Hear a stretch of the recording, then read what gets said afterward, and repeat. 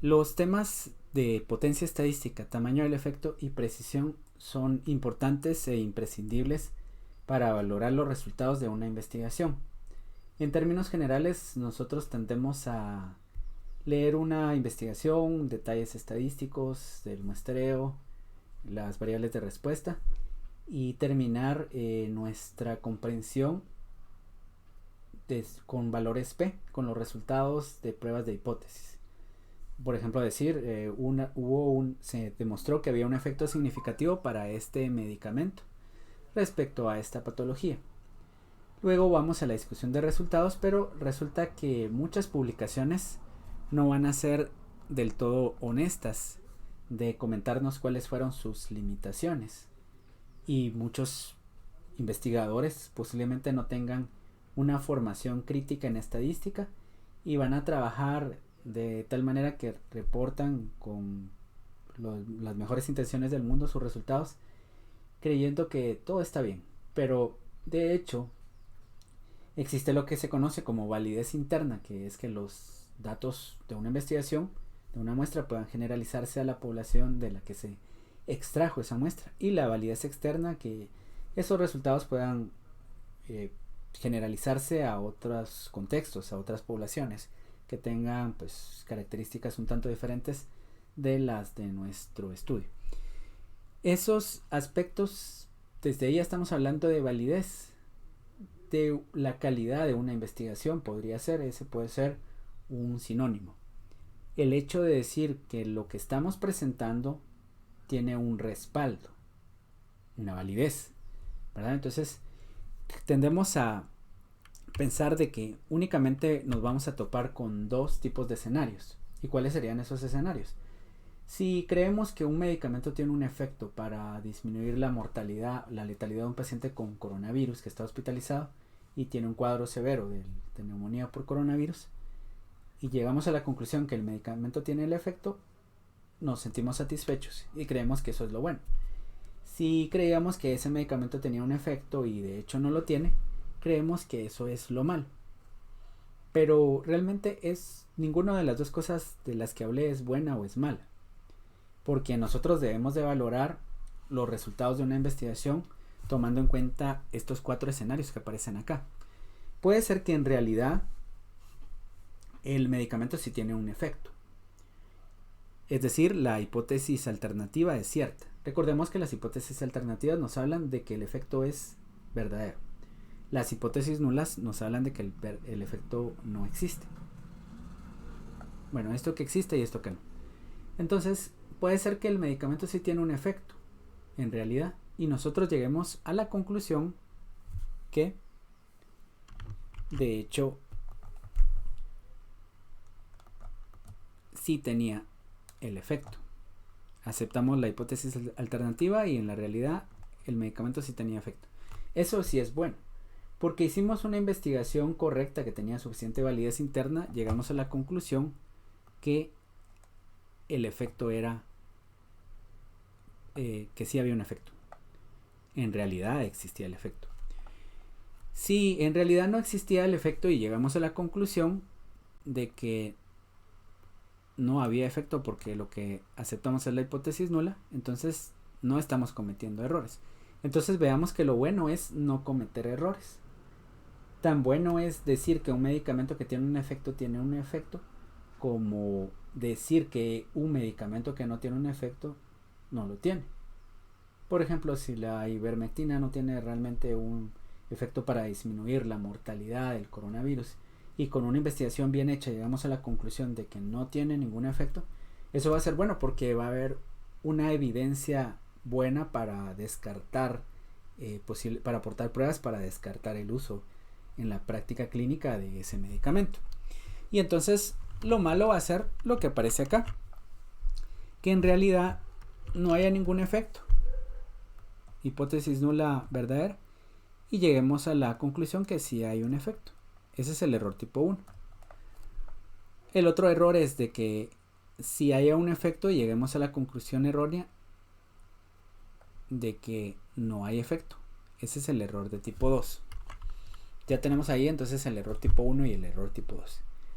Hay que pensar varios ejemplos mentales ahí para poder, o escribirlos para poder entender qué es el error tipo 1 y el error tipo 2.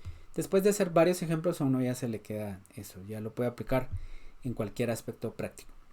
Vamos a tener entonces que este error se conoce como error alfa, el error tipo 1, o significancia.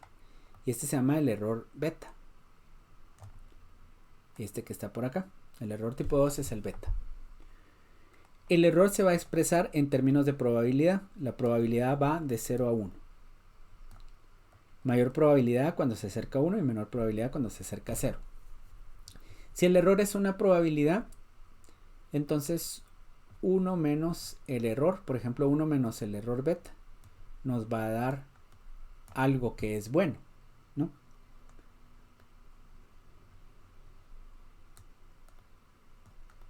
Nos va a dar una propiedad que es buena, o una probabilidad buena, por decirlo así. Si al 1, que es el 100%, yo le resto el error, lo que va a resultar va a ser el no error, o sea, lo bueno. Y 1 menos beta se conoce como potencia, ¿verdad? Ese tiene 1 menos alfa, es una cosa, pero 1 menos beta tiene un nombre que se conoce como potencia. A ver, si el error beta es pequeño, la potencia va a ser alta, ¿verdad? Si el error beta es del 10%, la potencia va a ser del 90%. Si el error beta es grande, por ejemplo 30%, la potencia va a ser baja. ¿Y qué queremos nosotros? Potencias altas. ¿Y qué es la potencia? Aquí solo lo definimos en términos del error. La potencia es identificar un efecto a través de nuestra investigación, un efecto que en realidad existe. Si un medicamento tiene un efecto real y nosotros con nuestra investigación llegamos a la conclusión que sí se encontró ese efecto, estamos haciendo una buena investigación. ¿Y qué tan buena es esa investigación? Una investigación con mayor potencia es una investigación mejor, ¿no? Si tenemos una investigación que se esperaba una potencia del 80% y tenemos otra cuya la potencia se esperaba que fuera del 90%, la investigación en la que esperábamos que la potencia fuera del 90%, en términos generales va a ser mejor que la otra que tenía una potencia del 80%. Aquí estoy explicando la potencia de una forma intuitiva, como la utilidad que va a tener. Ahora veamos las definiciones. Las definiciones nos dicen lo siguiente. Cuando se encuentra asociación significativa entre variables, puede surgir la duda de qué tan confiable es el valor P que se obtuvo. Entonces alguien dice, el valor P fue de 0.010. 0.010. Ok, eso es estadísticamente significativo.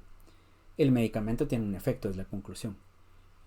¿Y qué tan confiable es ese valor P que obtuvimos? Bueno, esa es una pregunta que se puede hacer y a la que se puede responder si la investigación se llevó a cabo de la forma adecuada. ¿Y cuál era la forma adecuada? Haber calculado un tamaño de muestra que incluyera una potencia definida. La potencia es la probabilidad de rechazar una hipótesis de no efecto, una hipótesis nula, cuando esta es realmente falsa, es decir, la capacidad de las pruebas para detectar diferencias entre grupos cuando éstas realmente existen y no es que se hayan dado por el efecto del azar. La potencia puede ser calculada a posteriori, aunque eso no nos sirve para gran cosa. Lo importante es que la potencia se debe definir al calcular la muestra, porque aquí nos dice que se especifica durante el cálculo del tamaño de la muestra. Bien, veamos un ejemplo de eso. En una investigación analítica siempre se debe definir la potencia. Voy a ponerles aquí un ejemplo. Va a ser un estudio de cohortes, podría ser. Estudio de cohortes. Un paciente con sepsis, por ejemplo, ingresa a una unidad de cuidados intensivos y el paciente puede presentar o no microalbuminuria. Bueno, entonces, ¿para qué nos puede servir eso?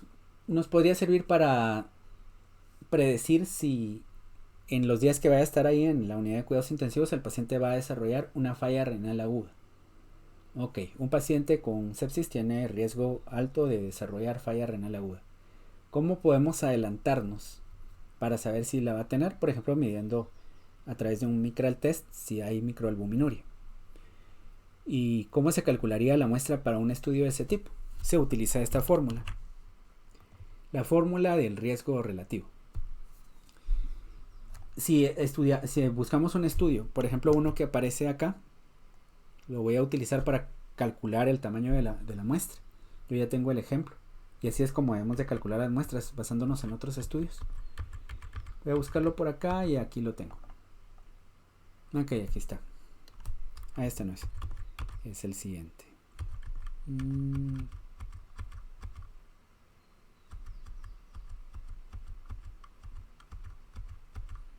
No lo tengo por acá. No importa. Podría estar por acá. Aquí está. Lesión renal aguda y microalbuminuria. El riesgo de lesión renal aguda en quienes tienen microalbuminuria al ingreso es del 98% según este estudio. Y de quienes no tenían microalbuminuria al ingreso es del 37%.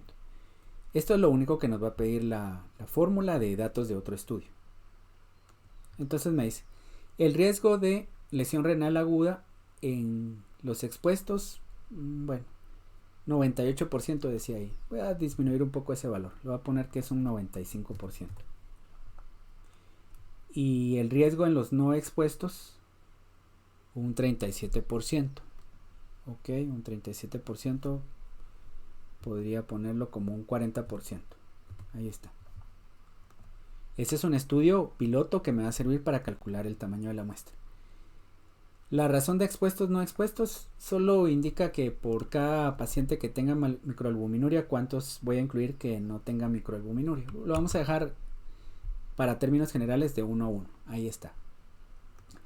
Y ahora, esto yo lo decido también. Al igual que decidí esto, voy a decidir el nivel de confianza del 95% y la potencia. ¿Qué tan válida quiero que sea en mi investigación? Quiero que sea por lo menos tan válida como con una potencia del 80%. Pero podría tener una potencia también del 85% o del 90%.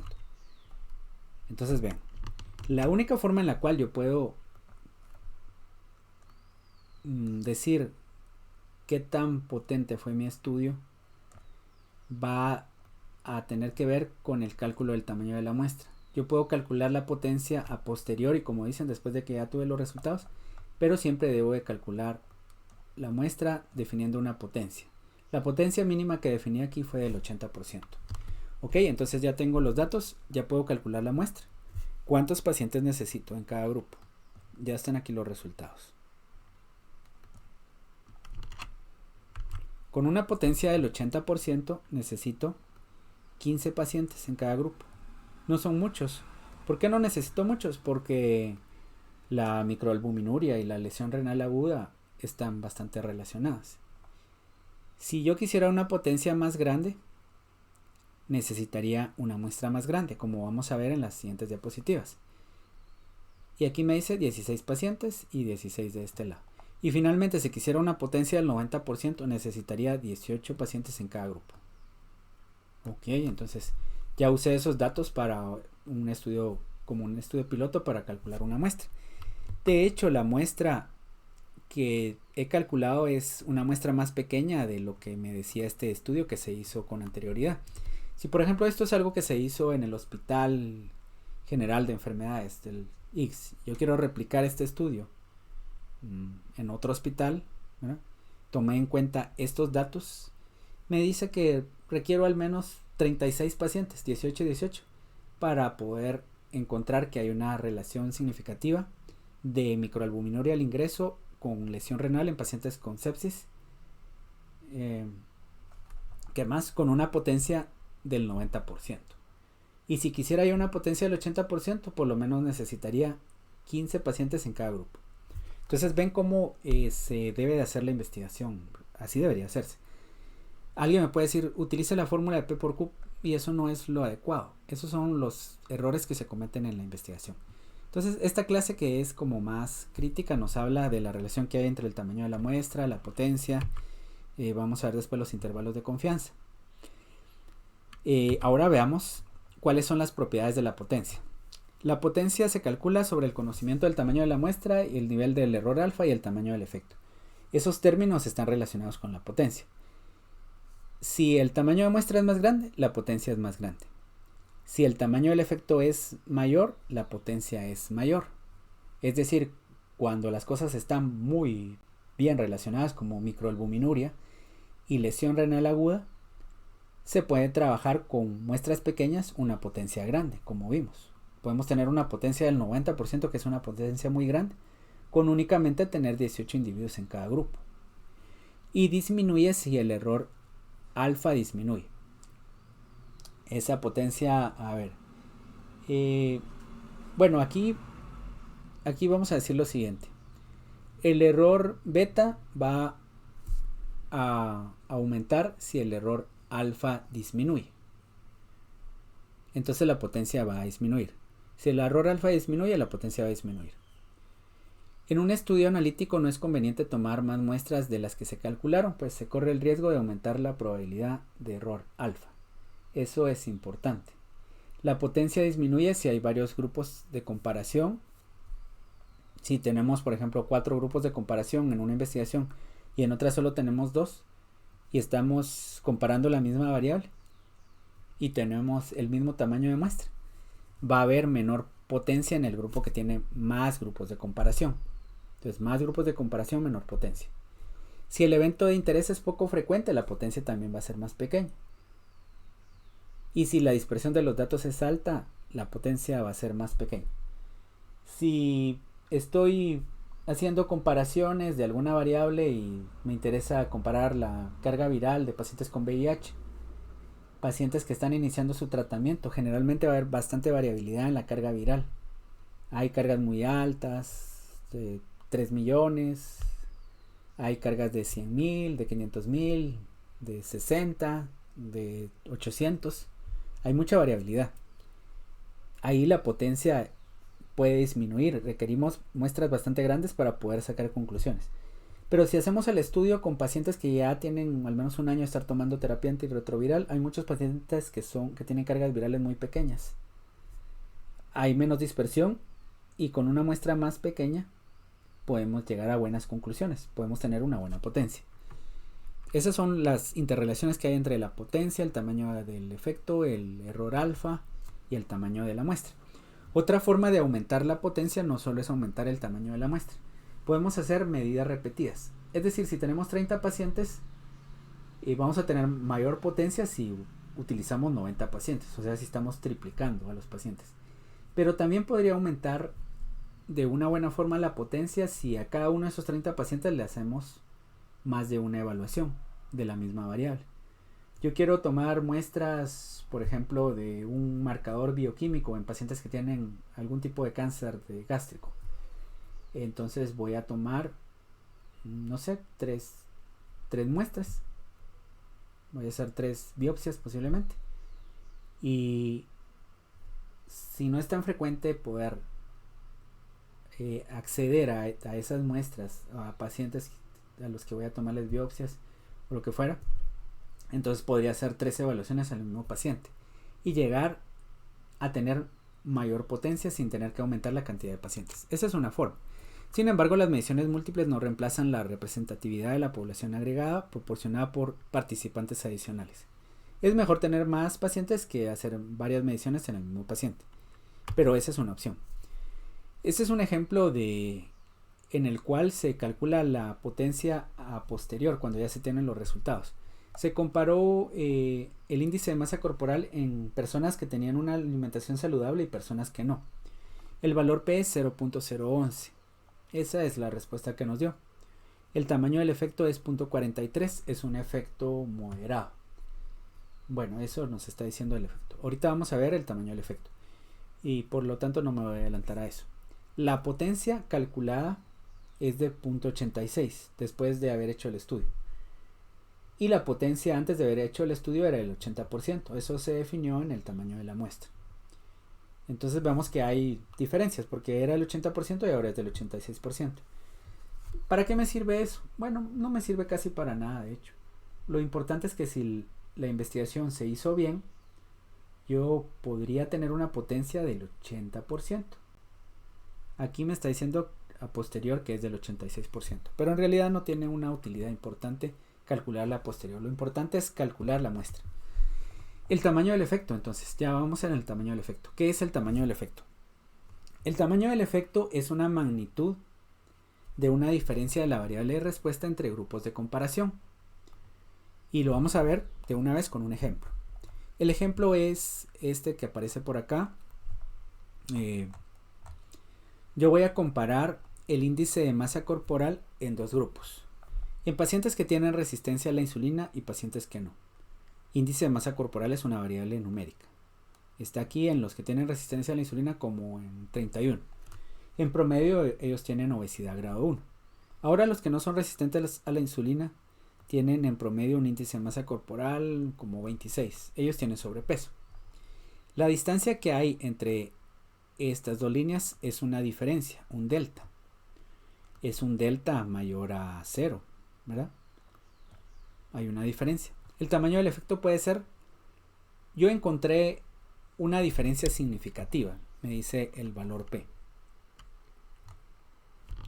entre el índice de masa corporal de los resistentes a la insulina y los que no. Ok, hay una diferencia significativa. ¿Y qué tan grande es esa diferencia?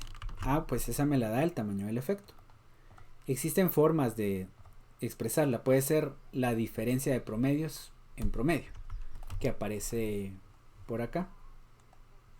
Bueno, aquí la puedo pedir.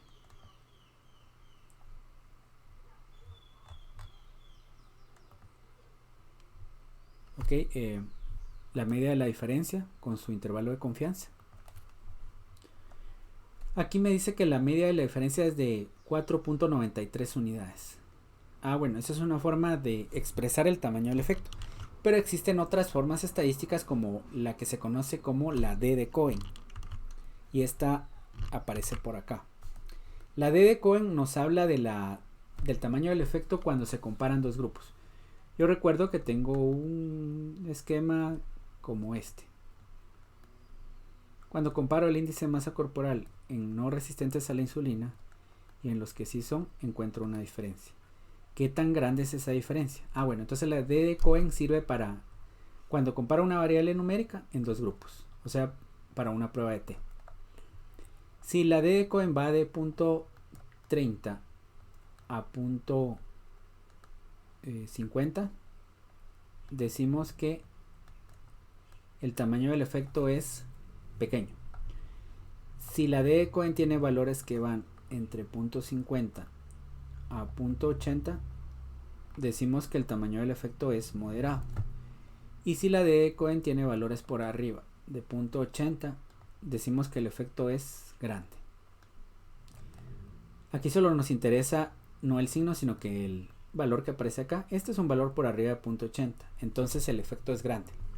Cuando tenemos pacientes resistentes a la insulina y otros que no lo son, pacientes adultos, generalmente sus índices de masa corporal van a variar bastante entre sí. Eso es lo que nos está diciendo el tamaño del efecto. De primera encontramos que había diferencia significativa. ¿Y qué tan grande es esa diferencia? Es una diferencia grande. No es moderada, no es pequeña, es una diferencia grande. Ok, para eso nos sirve el tamaño del efecto. ¿Qué más podemos decir del tamaño del efecto? Es la diferencia más pequeña que el investigador está dispuesto a aceptar como clínicamente relevante y nos indica cuánto de la variable dependiente se puede explicar, predecir o controlar por la variable independiente. Esa es una forma también de verlo. ¿Qué tanto efecto tiene una variable sobre otra? Puede tener un efecto pequeño, moderado o grande. Por ejemplo, el tener VIH sobre el riesgo de presentar tuberculosis en un paciente que no toma antirretrovirales es un efecto grande, definitivamente. El tener VIH y presentar tuberculosis en un paciente que toma antirretrovirales, ¿qué es? Es un efecto moderado. Ahí ya se va disminuyendo el efecto. El efecto que tiene el hecho de, por ejemplo, vivir en hacinamiento y tener tuberculosis Ese también es un efecto significativo, pero posiblemente sea un efecto pequeño. Entonces vemos cómo se van clasificando los efectos a través del tamaño del efecto. Un ejemplo más sencillo del tamaño del efecto es el coeficiente de correlación. Recordemos este esquema que tenemos por acá. El tamaño del efecto con el coeficiente de correlación ya se los había explicado. Si se relacionan dos variables numéricas y se van graficando los pares de datos acá, este valor en X y este en Y, otro paciente que tiene este valor en X y en este en Y. Si esto forma una línea recta, la relación es muy buena. El tamaño del efecto es grande. El coeficiente de correlación, recordemos que va de 0 a 1. Si hay una línea recta, tenemos un coeficiente de correlación de 1, un coeficiente ideal. Si los puntos están más o menos dispersos, pues ya la relación ya no es tan ideal. Y si están bastante dispersos como esto o como esto, entonces el coeficiente de correlación se va haciendo más pequeño, acercándose más a 0. Esos son efectos pequeños, los otros son efectos grandes. Veamos otro ejemplo por acá. Aquí tengo este ejemplo gráfico. Relacionar índice OMA-IR con el índice de masa corporal. Resistencia a la insulina con índice de masa corporal. Hay una relación directa.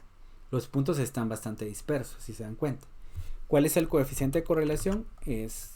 Va de pequeño a moderado. Es de 0.428. Entre 0 y 1 ni siquiera está a la mitad. Está más cercano a 0 que a 1. Bueno, una relación de pequeña a moderada. ¿Qué otras cosas se pueden decir del tamaño del efecto? Omitir el tamaño del efecto es malo porque uno puede basar sus decisiones en valores P, pero no debe ser así. Uno no debe basar, de hecho, sus decisiones clínicas en valores P. Yo no puedo decir, voy a dar este medicamento solo porque al hacer el análisis resultó que es estadísticamente significativo. No, yo necesito saber qué ventaja tengo de dar o no el medicamento.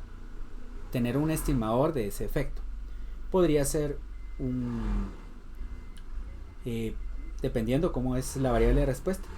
Una D de Cohen, podría ser un coeficiente de contingencia, un riesgo relativo, cualquiera de esas cosas. Al tener el tamaño del efecto, yo ya puedo no solo concluir, sino que tomar decisiones. Y no solo basta con eso. Esta presentación se llama tamaño del efecto, potencia y precisión. Ok. De igual manera, si se desconoce la potencia de la prueba, se va a carecer del conocimiento de la probabilidad de conocer errores tipo beta que constituyen la prueba de mayor relevancia acerca de la validez del diseño del estudio, ya que una diferencia estadísticamente significativa no es precisamente una diferencia grande o importante desde el punto de vista clínico. El tamaño del efecto puede entenderse como una correlación biserial, ya lo vimos, entre una variable X y una Y, donde tiene valores de 0 a 1. Mientras más se acerca a 1 es un efecto más grande.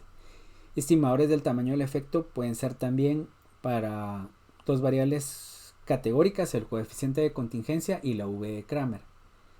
Para variables ordinales podría utilizarse la tau de Kendall. Si lo que estamos haciendo es un análisis de diferencia, una variable numérica entre dos grupos, la D de Cohen. Si tenemos 3 o más grupos, podemos calcular una F o podría de Snedeker, podemos tener también una eta al cuadrado. Si lo que queremos hacer es asociación entre variables, podríamos pensar en el valor del chi cuadrado, por un lado.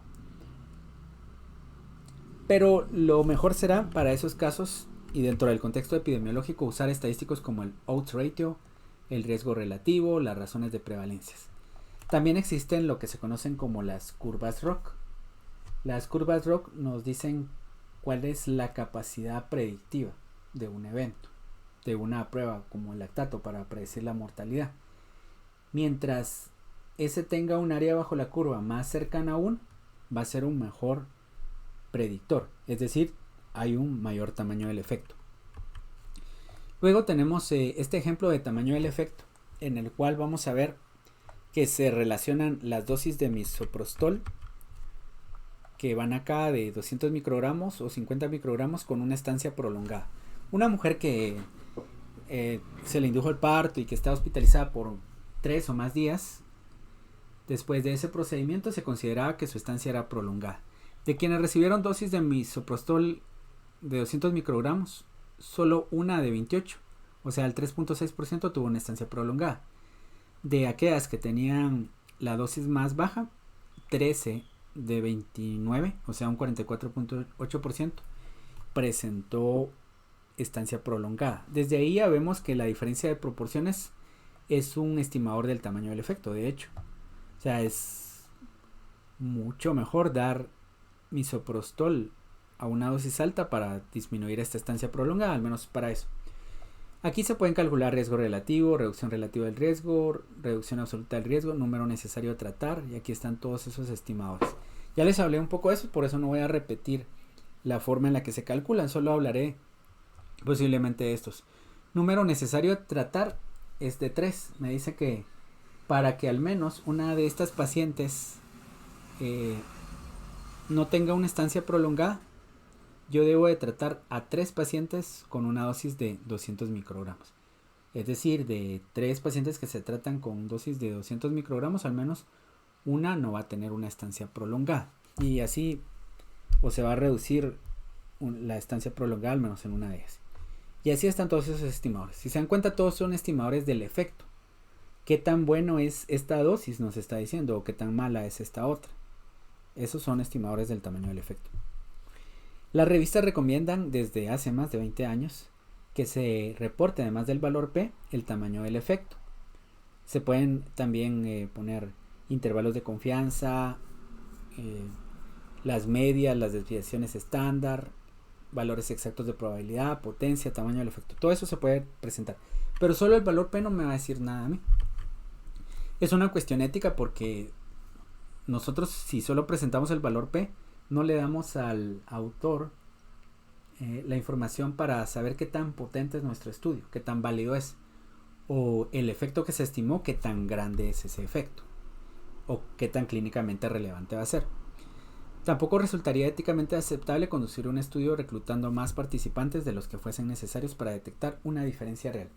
Si el estudio dice con una potencia del 90% se requieren 70 pacientes en cada grupo, y eso era el cálculo que me daba, el tamaño de la muestra, yo utilizo 100, bueno, esa es una cuestión que se repite bastante en los estudios. También se usan muestras excesivamente grandes para lo que se está investigando, porque dicen posiblemente tenga mayor potencia, pero si es ensayos clínicos debería reducirse la cantidad de pacientes porque todos van a estar expuestos a riesgo. Si el efecto es muy grande, no necesitamos muestras muy grandes, necesitamos muestras pequeñas o moderadas al menos, porque si el efecto es grande estamos exponiendo innecesariamente a más personas a los efectos adversos del medicamento. Para finalizar los temas vamos a hablar de intervalos de confianza y después de esto 2 ejemplos, poniendo en práctica todo lo que hemos visto hasta que termine el tema de intervalos de confianza.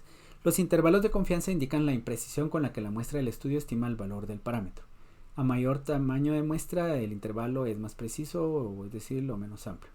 Si el evento de interés es frecuente o la dispersión es baja, el intervalo será también reducido. Lo importante aquí es, veamos estas cosas. Mayor tamaño de muestra, el intervalo es más preciso.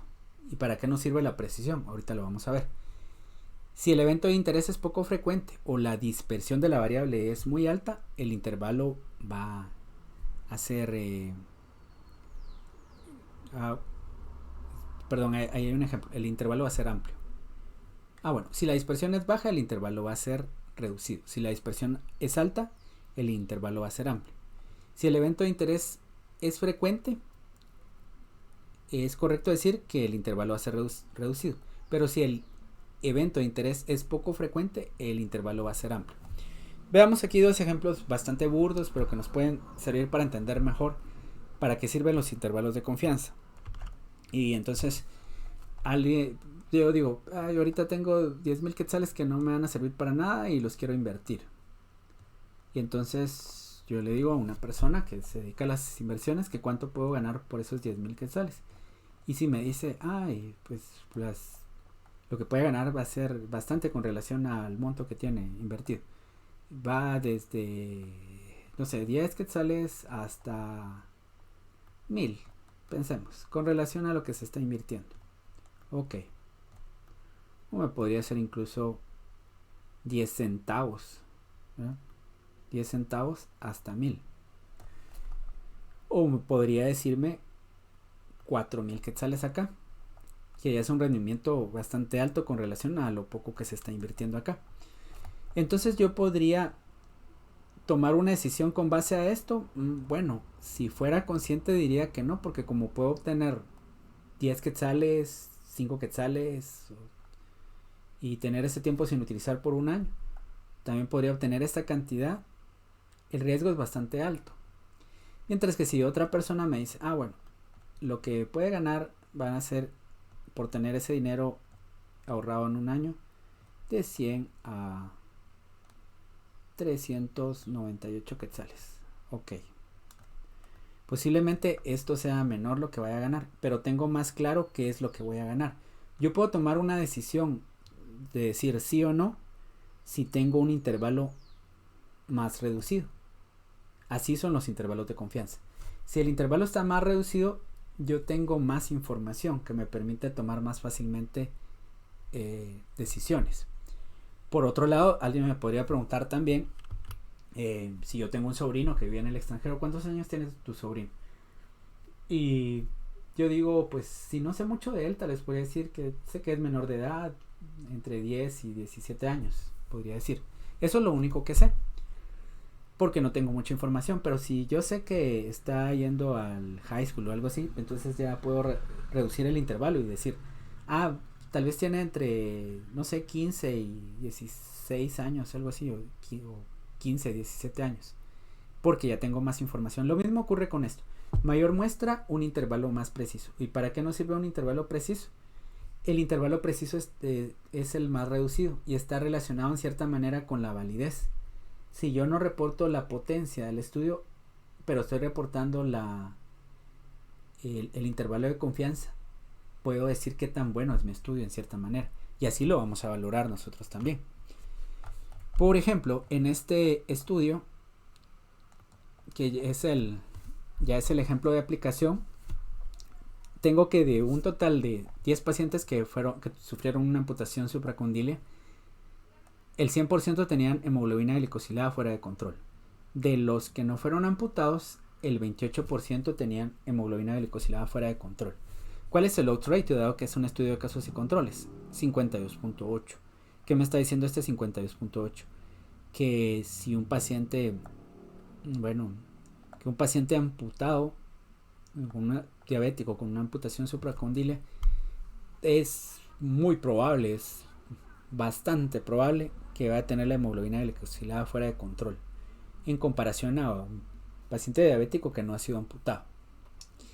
Pero cuando vemos el intervalo de confianza, el intervalo de confianza es muy amplio, es como el ejemplo que les decía. Va de 292 a 954. Está bien, llegué a la conclusión que hay una relación fuerte entre hemoglobina glicosilada y amputación, pero vean, el intervalo de confianza va de 292 a 954. Entonces, podría ser que yo, con este intervalo de confianza, ya pueda concluir que el efecto no es tan grande como yo lo creía. Porque podría ser tan pequeño como 3, 4 o tan grande como 100.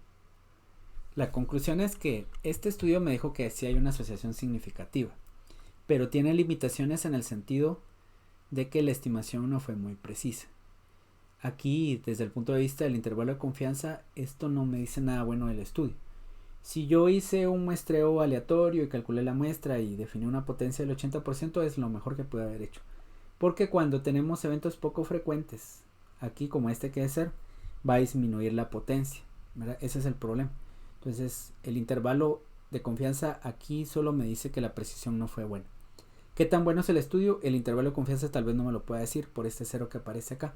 Entonces recurro a la potencia, si es que hice un cálculo basado en eso. Y para finalizar, vamos a ver el siguiente ejemplo. En este es uno de los primeros estudios que se hizo sobre el remdesivir para el tratamiento del coronavirus.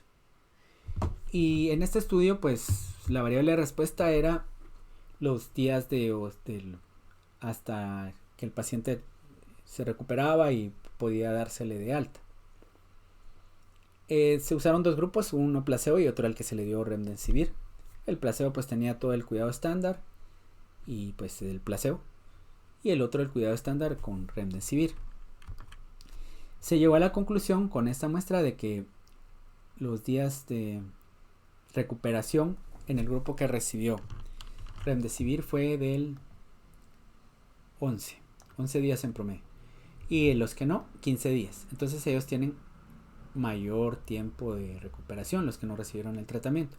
El intervalo de confianza va de 9 a 12 y de aquí de 13 a 19. Los intervalos, si se dan cuenta, no se traslapan, pero están muy cercanos. O sea, casi decimos de que el efecto va a ser pequeño. Si tienen valores en común, se están traslapando y no hay diferencia. Pero si están muy cercanos, este de 9 a 12 y este de 13 a 19, bueno, entonces decimos que casi no hay diferencia. De hecho, la diferencia en el ratio que hice de recuperación es de 1.32. Ya aprendieron en la clase que cuando tenemos uno de estos, ya sea odds ratio o algo así, de 1.32 o riesgo relativo, lo que estamos diciendo es que en un grupo se aumentó en un 32% la probabilidad de que el evento ocurra. La probabilidad de que haya recuperación en el grupo que recibió remdesivir es de un 32% mayor en comparación a los que no lo recibieron. Ese es un efecto pequeño. Un odds ratio que tiene 1.30, 1.50, 1.90 incluso, es un efecto pequeño. Y el intervalo de confianza todavía nos dice que podría ser de 1.12 a 1.55. Es estadísticamente significativo, sí, pero es solo el que sea estadísticamente significativo no me va a servir para hablar de relevancia clínica. Para mí es relevante, esto tiene una relevancia clínica. Bueno, yo como investigador o como farmacéutico podría decir, la verdad es que no tanto. Una persona como médico que trabaja en una unidad de urgencias podría valorar de otra forma eso, siempre tomando en cuenta la estadística, o sea, tener en cuenta la estadística. Esto fuera bueno si, obviamente, las diferencias que hay en las estancias hospitalarias nos dirían que los pacientes que están hospitalizados por más tiempo, esos pacientes van a tener una mayor tasa de letalidad. Ahí tendríamos una significancia clínica importante. Pero en el mismo estudio se dice que la mortalidad medida por un hazard ratio el hazard ratio es de 0.70. Eso nos dice, los pacientes que recibieron el remdesivir, en ellos se disminuyó la letalidad en un 30%. O sea, de 100 pacientes, 30 que se enfermaban, de 100 que pudieron haber muerto al dar remdesivir, ya pues disminuyó en un 30%, solo se murieron 70, por decirlo de alguna manera.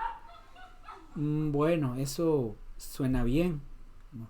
Suena bien, no es estadísticamente significativo, ¿ven? Va el intervalo de confianza de 0.47 a 1.04, incluye al 1. Es un efecto protector, pero no es significativo.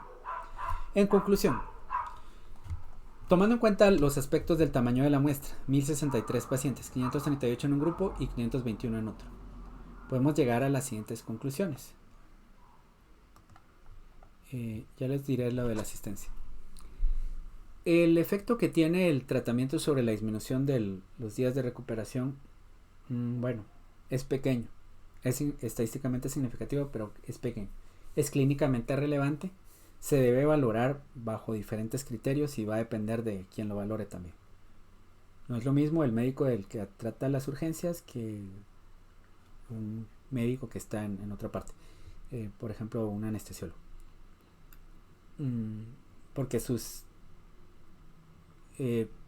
Porque para el caso del coronavirus posiblemente lo vean de diferente forma.